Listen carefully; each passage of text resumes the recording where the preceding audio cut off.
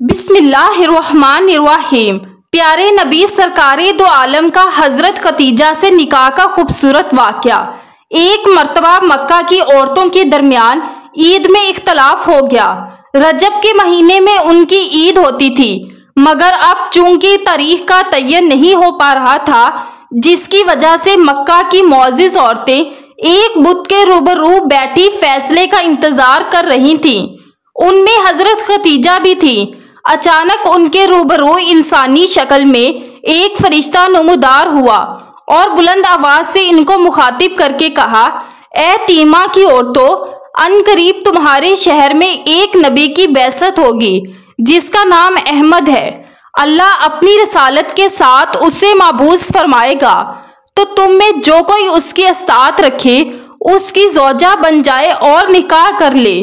یہ سن کر اکثر خواتین نے اس کو کنکریاں ماری اور برا بھلا کہا، لیکن حضرت خدیجہ رضی اللہ تعالی عنہا نے خاموشی اختیار کی اور ناگواری کا اظہار نہ کیا۔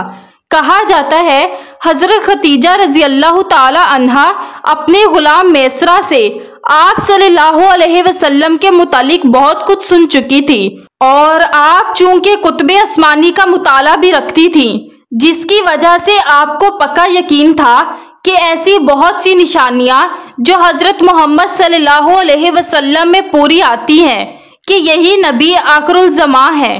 حضرت خدیجہ رضی اللہ تعالی عنہا کو دور جاہلیت میں طاہرہ کے نام سے پکارا جاتا تھا۔ آپ کا شمار مکہ کی شریف ترین، معزز اور مالدار خواتین میں ہوتا تھا، اس لیے مکہ کے بہت سے شریف خاندانوں کے لوگ ان سے شادی کرنے کے لیے دل میں ارمان لیے بیٹھے تھے۔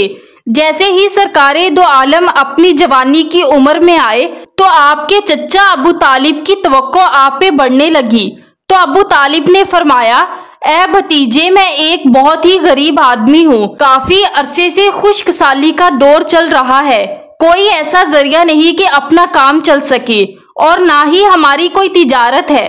ایک تجارتی قافلہ شام جانے والا ہے، اس میں قریش کے لوگ شامل ہیں۔ قریش کی خاتون خدیجہ شام کی طرف اپنا سامان بھیجا کرتی ہیں۔ جو بھی شخص ان کا سامان لے کر جاتا ہے وہ شخص اپنی اجرت ان سے طے کر لیتا ہے۔ اگر آپ ان کے پاس جاؤ اور ان کا مال لے جانے کی پیشکش کرو تو ضرور وہ اپنا مال آپ کو دے دیں گی، کیونکہ آپ کی ایمانداری کی شہرت ان تک پہنچ چکی ہے۔ آپ کے چچا نے فرمایا کہ میں پسند نہیں کرتا کہ آپ شام کی طرف جاؤ، کیونکہ یہودی آپ کے دشمن ہیں، لیکن اس کے علاوہ ہمارے پاس کوئی چارہ بھی نہیں۔ یہ فرما کر آپ کے چچا خاموش ہو گئے۔ تب سرکار دو عالم نے فرمایا کہ ممکن ہے کہ وہ خاتون خود ہی کسی کو ہمارے پاس بھیجے۔ یہ بات سرکار دو عالم نے اس لیے کہی کیونکہ اس وقت مکہ میں حضرت خدیجہ رضی اللہ تعالی عنہا کو ایک ایماندار شخص کی ضرورت تھی۔ مکہ میں آپ سے زیادہ سمجھدار، قابل اعتماد اور اچھے اخلاق والا اور کوئی نہیں تھا۔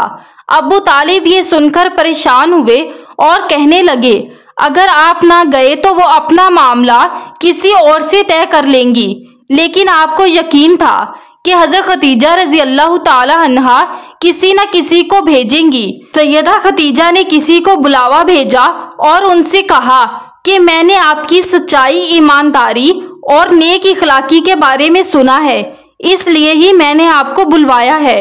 حضرت خدیجہ رضی اللہ تعالی عنہا نے پیغام میں بولا کہ جو پیسے میں لوگوں کو دیتی ہوں، اگر آپ میرا کام کریں گے تو میں آپ کو دگنے دوں گی، لہٰذا آپ نے ہاں کہہ دی۔ پھر آپ نے اپنے چچا کو بتایا۔ آپ کے چچا بولے کہ یہ روزی آپ کو اللہ تعالیٰ نے عطا کی ہے۔ اس کے بعد سرکار دو عالم حضرت خدیجہ رضی اللہ تعالی عنہا کا تجارت کا سامان لے کر شام کی طرف روانہ ہوئے۔ روانگی کے وقت حضرت خدیجہ رضی اللہ تعالی عنہا کا غلام میسرہ بھی آپ کے ساتھ تھا، مگر جب آپ نے اپنا کاروان تجارت شام کی طرف بھیجا اور اپنا سامان تجارت نبی کریم صلی اللہ علیہ وسلم کے سپرد کیا تو ان کو پہلے کی نسبت کئی گنا زیادہ منافع حاصل ہوا۔ پھر میسرہ اور خزیمہ نے جو سفر کے حالات و واقعات بیان کیے اس سے آپ سمجھ گئیں کہ یہ تمام حضرت محمد صلی اللہ علیہ وسلم کی برکت سے ہی ہوا ہے۔ رسول اللہ صلی اللہ علیہ وسلم کی محبت ان کے دل میں جاگ گئی اور یوں آپ کے دل میں حضور صلی اللہ علیہ وسلم سے نکاح کا جذبہ بیدار ہوا۔ کاروان تجارت کی کامیاب واپسی کے کچھ عرصے بعد آپ نے نفیسہ بنت منیہ کو، جو نہایت سمجھدار عورت تھی، اپنے دل کے حال سے آگاہ کیا اور خفیہ طور پر اس کو نبی کریم صلی اللہ علیہ وسلم کی خدمت میں بھیجا تاکہ وہ معلوم کرے کہ آپ نکاح کی طرف مائل ہیں بھی یا نہیں۔ چنانچہ نفیسہ حضور صلی اللہ علیہ وسلم کی خدمت میں حاضر ہوئی اور آپ سے نکاح سے متعلق گفتگو کرنے لگی۔ کہنے لگی، اے محمد صلی اللہ علیہ وسلم، کیا چیز ہے جو آپ صلی اللہ علیہ وسلم کو نکاح سے روکتی ہے؟ فرمایا، میں دنیاوی ساز و سامان نہیں رکھتا۔ کہنے لگی، اگر کوئی عورت ایسی پیدا ہو جائے جو صاحب جمال ہو اور مال وافر رکھتی ہو اور حسب و نسب میں بھی اشرف ہو اور ساتھ ہی وہ نکاح کے اخراجات وغیرہ کی کفیل بھی ہو، تو کیا آپ صلی اللہ علیہ وسلم قبول فرمائیں گے؟ آپ صلی اللہ علیہ وسلم نے دریافت فرمایا، ایسی کون سی عورت ہے؟ کہنے لگی، خدیجہ بنت خویلد آپ کو بہت چاہتی ہیں، اگر آپ صلی اللہ علیہ وسلم فرمائے تو اسے شوق دلاؤں اور راضی کروں۔ اس پر آپ صلی اللہ علیہ وسلم نے فرمایا، اس میں کوئی مذائقہ نہیں ہے۔ نفیسہ بنت منیہ وہاں سے اٹھی اور سیدھا سیدہ خدیجہ رضی اللہ تعالی عنہا کے پاس حاضر ہو گئی اور کہا، مبارک ہو، وہ بھی آپ کو چاہتے ہیں، یعنی اس رشتے سے راضی ہیں۔ اس پر سیدہ خدیجہ رضی اللہ تعالی عنہا بہت خوش ہوئی اور مسرت کا اظہار کیا۔ یوں حضرت خدیجہ رضی اللہ تعالی عنہا نے خود رسول اللہ صلی اللہ علیہ وسلم کو نکاح کا پیغام دیا۔